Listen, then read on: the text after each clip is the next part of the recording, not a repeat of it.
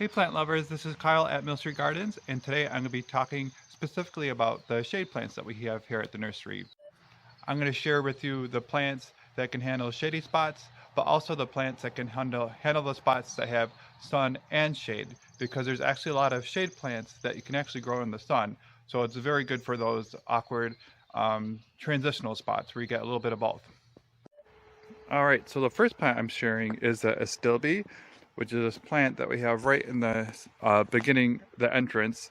And this is one of those plants that can handle transitional sun.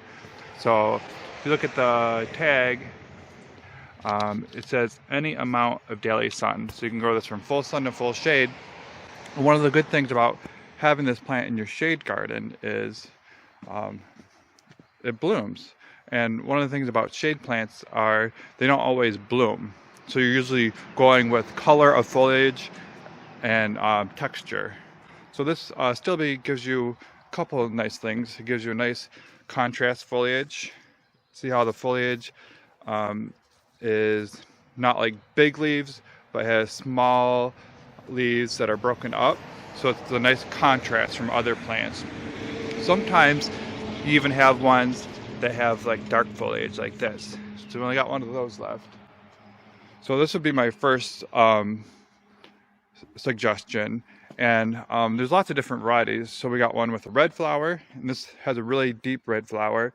We have a ground cover one with a purple flower. We have the another purple flower. We have one with a really pretty pink flower, and we have one with a peach flower. So that one's super cool. And I know that this looks like it's sunny right now, but in a couple hours, the sun's going to come over this building and to completely shade this. So this is basically the only sun it gets during the day. Next we have the ghost fern. Another plant that looks good in the garden because of the foliage. You know, it contrasts a lot with the hosta. People know what the hostas are, the ones with the big leaves. So if you pop in this ghost fern with a very bright color, it looks really good. And it also looks good when you plant plants in groupings. So I'm just putting these on the ground over here. Putting 3 of these ferns together gives you a lot more impact than just planting one in your garden. So that's just like a landscape design tip. All right, along with these Japanese ferns, we have a couple native ferns. So we have the woo, it was releasing pollen. That was kind of cool. So we have the cinnamon fern and we have a Christmas fern. And these ferns, all of them, they want like shade. Another plant that's kind of cool is our pig squeak. It already bloomed. It had beautiful pink blooms, and it has this glossy foliage. And I always say it's a pig squeak because when you squeak the leaves, it sounds like a pig squeaking. This is another one that can handle any amount of daylight. So a good one for a transitional spot. And we also have 2 types of goat's beard. This one's a fairy hair. This is another one that can handle any amount of daylight. This is a smaller one. We got a bigger one down there. This is a native cultivar. It has a thready leaves on it and these pretty blooms. Next one that looks really good in the shade garden is this Aurelia. So it basically makes like a shrub, but it dies down to the ground every year. So this very bright colored foliage looks really nice in a shade garden. I'm actually doing a test with this year. We planted one out in our showcase garden because I suspect that this can handle sun as well. But I think you have to plant it early in the season for its use to the sun. So I want to see what's going to happen with that. So this one in the shade gets 3 feet tall and 3 feet wide. We have our Japanese forest grass. This is a really nice color, kind of like the Aurelia. It's almost the same color, so it's a bright chartreuse pop in the shade garden. and its nice texture contrast. So this is definitely full shade or part shade. And then we have our Brenneras. We have two different types. The variegated ones. These ones bloom these pretty blue flowers. And then when the plants get established, it's like a cloud of the blue flowers around it that last quite a long time. Here's a picture if you can see it. It likes shade. And then after it blooms, you get this pretty foliage. And then once it's established, you know, the mound is pretty substantial. So it makes quite the impact in the garden. This area we have the corabels or the heucheras. So these are native or nativars. And they do all bloom, even if you don't see any blooms on them right now, like this one over here, they will eventually bloom. And they come in cool colors, so it's really cool to have the colors in your shade garden. And some of these varieties do well in sun as well. So it's another one of those really good transition plants. So we have the Marvelous Marble, and that cool foliage right here. That one can handle any amount of sun. The Lemon Love. This one says part shade or full shade. It looks almost just like the Apple Twist, the Proven Winners one, but this Proven Winner one says it can handle sun as well. We have our Purple Palace. This is a traditional one with nice, pretty dark foliage.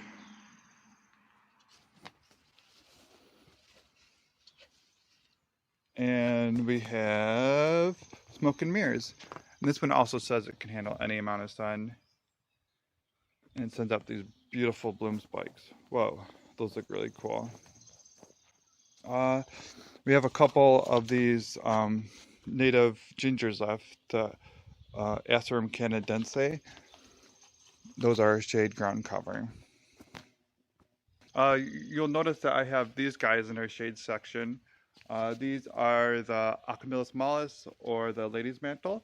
And this is another plant that does really good in full sun. If you watched our video about my top 5 perennials the other day, it was the first one I mentioned on it, and it's doing really good in full sun, but it also can handle more shady spots. These aren't perennials, they're mini trees basically. These are our Japanese maple. So if you have a shady spot that you're looking to add, you know, something that looks really cool, these Japanese maples do good under like the canopy of another tree, or in an area that doesn't get a ton of sunlight, or if it gets morning sun and then afternoon shade, that's like perfect. And they look really cool. Like this one looks really cool. Put on a lot of growth this year. And then we got a weeping one back here. So that one will just continue to weep down until it hits the ground. The Amazonia is another one that's a full sun plant. But if you have a transition spot where, you know, it might be not quite full sun, this is a nice plant. Look at those flowers on it. We got a couple ground covers. So Lily of the Valley, we have the Vinca, which is out of bloom now. The blooms look like that. And you plant it and it goes crazy. So if you want a ground cover to go crazy, have that. Apparently Pachysandra is aggressive. I've seen like really big mountains of it, but we have a plant in our yard and it's not taken over. So I don't know, you know, it's a ground cover. Maybe it just doesn't like the area that we have it in. That's just my experience, but I've seen it like go crazy other places. Look how nice this goat spear look. It's about to bloom. So we had the fairy hair over back there. These always just look like a giant astilbe to me with a white flower on it. So this is a native plant, a straight species, and it can handle any amount of sunlight. So it's another one of those good transition plants, or you can have it in the full sun or the full shade. I have one in full shade in the backyard, and it took a couple years for it to establish. Like it came up and it always looked good, and it was about this size, which is pretty good. But this plant can get up to like 5 feet tall, I think. Oh, it says 4 to 5 feet tall, and that's how tall it eventually got, and it took like a couple extra years. This lungwort, so it already bloomed. The blooms are pretty, and this is what you get after the bloom. This beautiful spotted foliage that looks really cool. Again, this one is short, so it's good at the front of your flower bed. But if you want like the impact, plant 3 of them or 5 of them, and you have like instant like impact. That looks really good.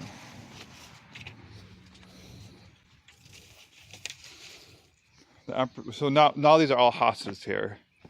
Hostas come in different shape and sizes. This is the Empress Wu hosta. So this one gets huge. You can get 3 to 4 feet tall and 5 to 6 feet wide, and it has like a bluish hue. I wouldn't call it like blue, but it's more bluish green. We have the autumn August moon hosta. This one has like a chartreuse. The gold standard one right here is 2 different colors on it. And then there's like mini ones. There's all different types. We have this one that has like a skinny leaf on it, which is nice. And like a red stem. Isn't that cool? Over here we have our sweet woodruff. This is already bloomed out.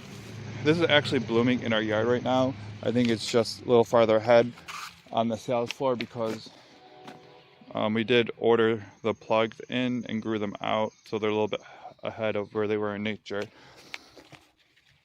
They really filled up these pots. So it's a nice ground cover.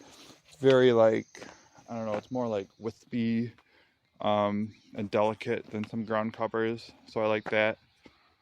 I wonder if the flowers smell. They do. I was wondering, maybe that's why they call it sweet woodruff. I'm not sure if that's why. And this likes part shade to full shade. And if I mention these hostas, I think most of them prefer shade. Although I think people do try to grow them in the sun, so might be an experiment there. The Aqualegia, they get these pretty flowers on them. We have the regular ones, and we also have the straight species, which had the red flowers on them. Another plant that's good for a transition spot as it grows from full sun to part shade. This Pakra aurea, it's out of bloom now, but it was covered with these beautiful yellow flowers. It's a semi-aggressive ground cover, and if you don't really want it to spread, I would suggest cutting the seed heads off. Once it's done blooming, you get the pretty glossy foliage. And the Japanese anemones, they don't look like much now because they haven't started to bloom, but they do produce a pretty amount of foliage, and then they bloom late in the season. So this is for our part shade to shade area. Blooms late summer to early fall. So we got one that stays shorter, the curtain call deep rose, and then we have the Honorine Jobert, which is a traditional variety that grows quite tall, 3 to 4 feet tall, and has beautiful white flowers on it. And I know that this variety does like to spread, and I'm assuming that this one, even though it's like a cultivated one, will spread as well. And then finally you have geraniums. The hardy geraniums, they like full sun, but they also do good in a part shade situation. So good transition plant. So we got those ones. And we also have the Carmina over here. Alright, so I hope that was helpful and giving you some ideas for maybe some shady spots or some trickier spots in your garden. When you're at a nursery, make sure you check the tags because they usually tell you how much sunlight that the plant can handle. So if it's like a shady spot, it's usually like 6 hours or less sun.